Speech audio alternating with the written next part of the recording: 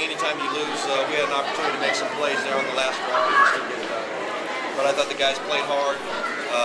They executed the plan, the things that we worked on all week. For the most part, without watching the tape, I thought the guys were in the right spot. What did you see on that last that big pass that set up their Yeah, it looked like Darian was in position, and they both went up for the football, and the other kid obviously came down with it, and they made a play, and we didn't in that situation.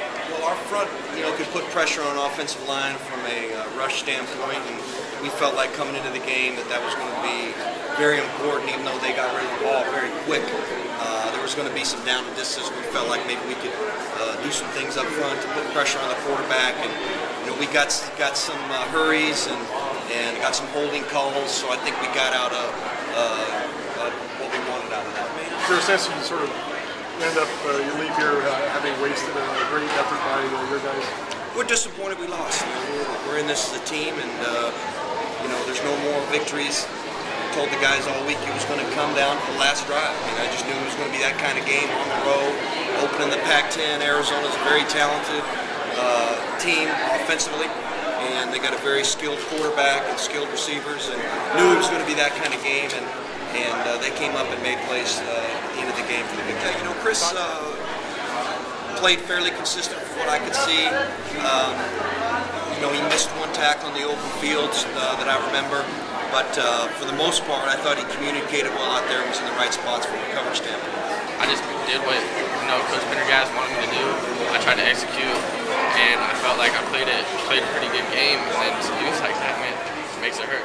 Makes it hurt really bad. Can you talk a little bit about what happened on the interception? We were in a free zone, and I just carried my guy up in the end zone. Mark made a good play. I got lucky. Fortunate the ball drops right in my hands. Make sure I get my feet in balance, and good things happen.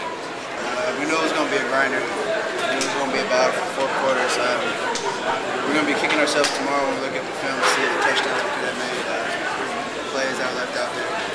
Talk about staying with the run game. Coach stressed that you got to stay with it, and eventually you're able to pop a couple and affect the drive where you had the last missed field goal. You ran the ball really well to put it in position. Talk about sticking with it.